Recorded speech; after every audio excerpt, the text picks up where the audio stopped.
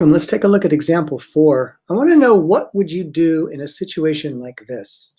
You have the integral from 3 to 6 of the product of two binomials, x plus 3 and x plus 7. In a situation like this, we don't yet have any rules for how to take the integral of the product of two functions. So the easiest thing to do at this point is to simply multiply this out using the distributive property, or what you would sometimes call FOIL, and get a new function that is easier to integrate. So sometimes, moral of the story is, it's easier to take the function that you're given and rearrange it into something that's a little bit easier to work with.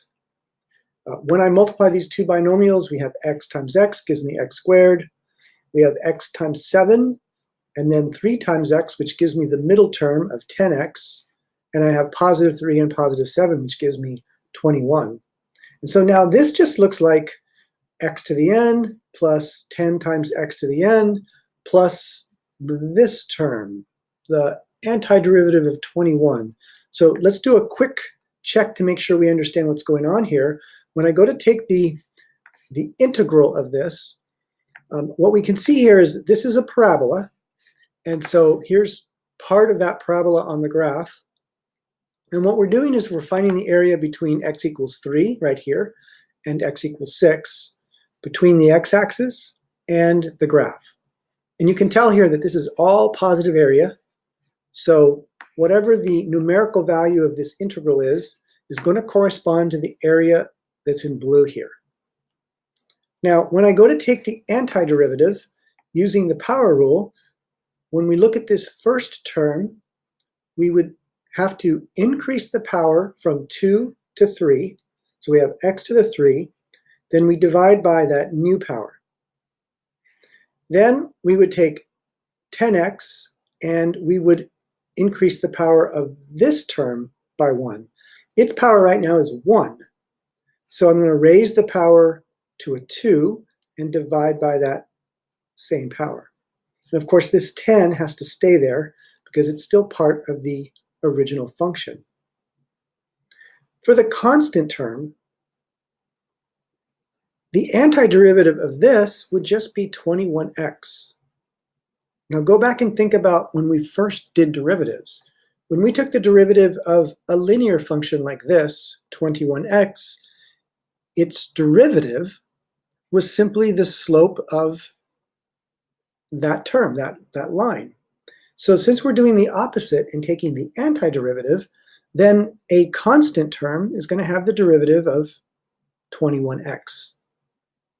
So another way to think about this is, think about this as 21 times, so you can think about this as 21 times x to the 0, because x to the 0 is 1. So the antiderivative would be, we would keep the 21, we would keep the x, but we would raise the power from 0 to 1, and then we would have to divide by the original, or excuse me, divide by the new power, which is 1. So of course this is just 21x, which is what we got right here. So that's how I'm getting the antiderivative of a constant term. It's just that constant term with an x attached to it. Okay, so now when we go ahead and put a little bit of simplification into place here, the 10x squared over 2 becomes 5x squared. And then I can just evaluate this antiderivative at 6 and at 3, and then subtract the 2. I'm not going to do that in this particular video because that's pretty straightforward, and it's something that you might even just want to check on your own to make sure you can get it.